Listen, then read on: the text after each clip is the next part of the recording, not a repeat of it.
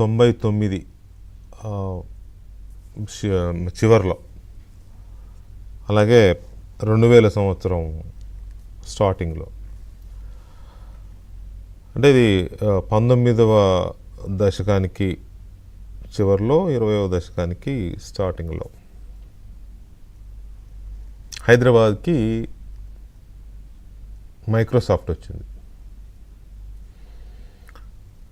Microsoft వస్తున్నప్పుడు సరే దాని గురించి తెలిసిన ఐటీ ఎక్స్పర్ట్స్ లేకపోతే ఇన్ఫర్మేషన్ టెక్నాలజీ గురించి తెలిసిన వాళ్ళు అబ్బో మైక్రోసాఫ్ట్ హైదరాబాద్కి వస్తుందే అనుకుని ఆనందంగా ఫీల్ అయ్యారు. తెలియని వాళ్ళేమో అదేదో కిరాణా షాపు కొంచెం పెద్దగా ఉంటుందేమో అనుకున్నారు. ఏం తెలియని వాళ్ళు అంతే అనుకుంటారు కదా పాపం, ఏమనుకుంటారు, అలాగే అనుకుంటారు. ఆ తర్వాత దాని వెనకనే ఒరకిల్ కంపెనీ వచ్చింది. మైక్రోసాఫ్ట్ వచ్చిన కొద్ది నెలల తేడాతోనే ఒరకిల్ కూడా అగ్రిమెంట్స్ చేసుకుంది అప్పుడున్న చంద్రబాబు నాయుడు ప్రభుత్వంతో. చేసుకుని వాళ్ళు కూడా స్పీడ్గానే స్టార్ట్ చేశారు. ఇక ఆ తర్వాత చిన్న చిన్నవి ఆ క్రమంలో విప్రో కానీ లేకపోతే ఇన్ఫోసిస్ కానీ ఇంకా చాలా, ఇప్పుడు మనం చూస్తే అటు వెళ్తే జేపీ మార్గన్ కానీ లేకపోతే అన్నీ కనపడుతూ ఉంటాయి. ఆ తర్వాత బ్యాంకింగ్ హెడ్ క్వార్టర్స్ కానీ హెచ్ఎస్బిసి అని, హెచ్డిఎఫ్సి అని, ఐసిఐసిఐ అని, తర్వాత ఇటు రహేజా పార్క్ కానీ, మైండ్ స్పేస్ కానీ, ఒకటి కాదు మొత్తం ఇంకా అదంతా ఇప్పుడు ఫుల్ ప్యాక్ అయిపోయింది ఇప్పుడు మనం చూస్తే. అయితే ఆ రోజుల్లో హైటెక్ సిటీని డెవలప్ చేస్తున్నప్పుడు కానీ బిల్ గేట్స్ చుట్టూ 1-2 సార్లు తిరిగి వాళ్ళని తీసుకొచ్చుకుని ప్రజెంటేషన్ ఇచ్చేసి మైక్రోసాఫ్ట్ అనౌన్స్ చేసినప్పుడు మైక్రోసాఫ్ట్ మన దగ్గరకు వస్తుంది అని వాళ్ళు చంద్రబాబు నాయుడు కానీ అప్పటి మంత్రులు కానీ చెబుతుంటే ఎగతాళి చేసినాడే తప్ప అనలైజ్ చేసినాడు ఎవరు లేడు. ఎంత ఎగతాళి అంటే ఏంటి మైక్రోసాఫ్ట్ వస్తే, మైక్రోసాఫ్ట్ నేను ఇందాక చెప్పినట్టే అదేదో పెద్ద కిరాణా కొట్టే కదా వచ్చేది, ఏంటి దానివల్ల ఒరిగేది, ఇట్లా మాట్లాడారు. రాజశేఖర రెడ్డి గారు అయితే ఈ చంద్రబాబు నాయుడికి పిచ్చి పట్టింది స్నోలు పౌడర్ల కోసం తిరుగుతున్నాడని మాట్లాడారు. ఇలాగే అనేవాడు, స్నోలు పౌడర్లు అనే పదమే వాడేవాడు ఆయన. ఇది జరిగిన బహుశా 4 ఏళ్లకే రాజశేఖర రెడ్డి గారు ముఖ్యమంత్రి అయ్యాడు. 2004లో కదా ముఖ్యమంత్రి అయ్యాడు. చంద్రబాబు నాయుడు గారి హయాంలో మైక్రోసాఫ్ట్ కానీ ఒరకిల్ కానీ రావడము, ఆ సైబర్ టవర్స్ కంప్లీట్ అవ్వడము, లేకపోతే ఆ హైటెక్ సిటీలో కొంచెం ఆ యాక్టివిటీ పెరిగి కొంచెం డెవలప్మెంట్ ఇదంతా వస్తున్న ఆ నేపథ్యంలోనే అదే టైంలో రాజశేఖర రెడ్డి గారు స్నోలు పౌడర్లను తిట్టిన మనిషి ముఖ్యమంత్రి అయ్యాడు. ఏమన్నా స్నోలు పౌడర్లు మనకు వద్దని ఆపలా. అప్పటి వరకు వస్తున్న కంపెనీలను ఇంకా ఎక్కువగా స్పీడ్గా వాటికి క్లియర్ చేయడము, కొత్త అగ్రిమెంట్స్ చేయడము, ఇంకా ఎక్కువ కంపెనీలు వచ్చేలాగా చేయడము చేశారు. ఆ తర్వాత ప్రభుత్వాలు కంటిన్యూ చేశాయి. ఆ తర్వాత కేసీఆర్ హయాంలో ఇంకా చాలా స్పీడ్గా ఇన్ఫర్మేషన్ టెక్నాలజీ హైదరాబాద్ని ముంచెత్తింది. అంటే ఏదన్నా ఒకటి వస్తున్నప్పుడు ఆ రోజున ఎగతాళి చేసిన వాళ్ళు అయ్యో ఆ రోజు మేము తప్పు చేసామని ఇప్పుడు అంటారా? అనరు.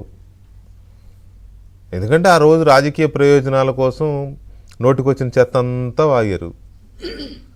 ఇప్పుడు ఫలాలు ఎవరు అనిపిస్తున్నారు? ప్రజలు అనిపిస్తున్నారు కదా. ఆనాడు ఉమ్మడి ఆంధ్రప్రదేశ్, వాళ్ళ తెలంగాణ, హైదరాబాద్ తెలంగాణది. తెలంగాణలో 70% రెవెన్యూ హైదరాబాద్ది. ప్రజలకే కదా ఇదంతా. నోటికొచ్చిందల్లా మాట్లాడి దానివల్ల ఇదయ్యేది ఎవరు అని అంటే చివరికి నవ్వుల పాలయ్యేది ఆ నోటికొచ్చి మాట్లాడిన వాళ్ళే. ఫలాలు మాత్రం ప్రజలు అనుభవిస్తారు. ఆ తీసుకొచ్చిన అభివృద్ధి చేసిన కృషి చేసిన వాళ్ళు చరిత్రలో నిలిచిపోతారు. అది నిజాం కావచ్చు, లేకపోతే మధ్యలో ఇంకెవరన్నా చేసి ఉండవచ్చు, లేదా చంద్రబాబు నాయుడు హయాంలో వచ్చిన ఐటీ కావచ్చు, అలాగే తెలంగాణ తెచ్చిన కేసీఆర్ కావచ్చు.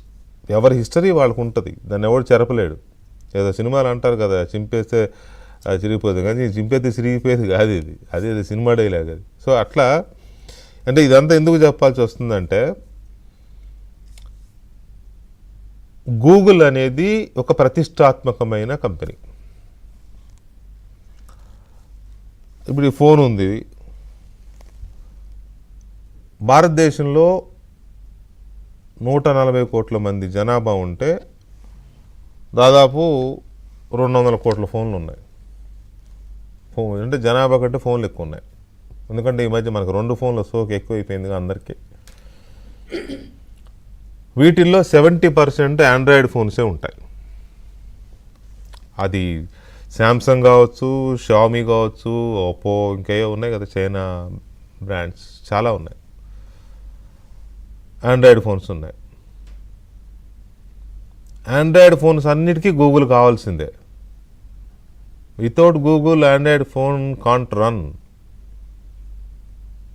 గూగుల్ కావాల్సిందే. యాపిల్లో కూడా గూగుల్ ఉంటుంది. వాళ్ళ సఫారీ వాళ్ళకున్న క్రోమ్ కూడా ఉంటుంది. భారతదేశంలో యాపిల్ ఫోన్ వాడే ఆల్మోస్ట్ ప్రతి ఒక్కరూ గూగుల్ క్రోమే వాడతారు, సఫారీ వాడరు. ఎందుకంటే ఇక్కడ మ్యాప్స్ సఫారీలో మనకు అంతగా అక్యురసీ ఉండదు మ్యాప్స్. అందుకని మనం గూగుల్ మ్యాప్సే వాడాలి, గూగుల్ డ్రైవే వాడాలి, గూగుల్ క్రోమే వాడాలి. యుఎస్లో సఫారీ ఓకే, యుఎస్లో కానీ కొన్ని దేశాల్లో యూరోప్, యూకే అటు సైడ్ బాగానే ఉంటుంది. మన దగ్గర మాత్రం గూగుల్ మస్ట్. సో మరి ఇంత ప్రాధాన్యత కలిగిన గూగుల్ ఇవాళ ఒక మిత్రుడు చెప్తున్నాడు, ఇవాళ భారతదేశంలో సగం ఫోన్లు జియోతో నడుస్తున్నాయి. జియో లోగోని తిరగేస్తే ఆయిల్ అని వస్తుందంట. నేను షాక్ అయ్యాను ఆ మిత్రుడు చెప్తే. నిజమే, జియోని మనం తిరగేస్తే ఓఐఎల్ అని వస్తుంది, ఆయిల్. ఎందుకంటే రిలయన్స్ అనేది ఆయిల్ కింగ్. తిరిగేసావా? ఆయిల్ అని వచ్చిందా? అదేలే జే ఇట్లా ఉంటుంది. నేను షాక్ అయినా అతను చెప్తుంటే.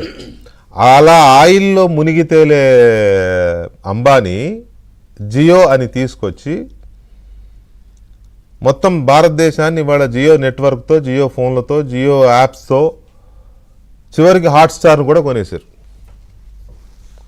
అంటే వాళ్ళకి తెలుసు ఇక్కడ ఇది ఎలా ఉంటుంది, రాబోయే ఫ్యూచర్లో ఎలా ఉండబోతోంది. మరి ఇవన్నీ నడవాలి అని అంటే డేటా కావాలిగా. క్లౌడ్ లేకుండా ఎలా ఉంటుంది? క్లౌడ్ ఉంటేనే నడుస్తుంది. అది గూగుల్ క్లౌడా, లేకపోతే ఐక్లౌడా, లేకపోతే గూగుల్ డ్రైవా, ఏదైనా కానీ మొత్తానికి క్లౌడ్ ఉండాలి. ఇది కూడా ఎందుకు చెప్పాల్సి వస్తుందంటే ఇవాళ విశాఖపట్నంలో 1000 మెగావాట్ల డేటా సెంటర్ని గూగుల్ ఏర్పాటు చేస్తోంది. దీనికి ఉన్న ఒక రికార్డ్ ఏంటంటే, ఇది హిస్టరీ, తేలిగ్గా తీసేసేది కాదు. ఇది రాబోయే భవిష్యత్తులోనే రాబోయే తరాలకు కూడా ఇది ఒక చరిత్ర. అది వైజాగ్లో వస్తున్నందుకు తెలుగు ప్రజలుగా మనందరం గౌరవించాలి. ఎందుకు చరిత్ర అంటే, అమెరికా తర్వాత గూగుల్ ఏర్పాటు చేస్తున్న మొట్టమొదటి డేటా సెంటర్ ఇది. ఇప్పటి వరకు ఉన్నాయన్నీ అమెరికాలోనే ఉన్నాయి. వాళ్ళకి అమెరికా బయట ఏర్పాటు చేస్తుంది the first one and only data centre. ఇది ఒక చరిత్ర సృష్టిస్తున్నారు. ఇది యాక్సిడెంటల్గా జరుగుతున్నది కాదు. ఇక్కడ మైక్రోసాఫ్ట్, హైదరాబాద్లో మైక్రోసాఫ్ట్ని పెట్టించిన చంద్రబాబు నాయుడే ఇవాళ అక్కడ ఏపీలో వైజాగ్లో పెట్టిస్తున్నారు. అది వైజాగ్ ప్రజల అదృష్టం అనుకోవాలి ఒక రకంగా. అలాగే తెలుగు ప్రజలందరికీ కూడా అదృష్టమే. ఇంత చరిత్ర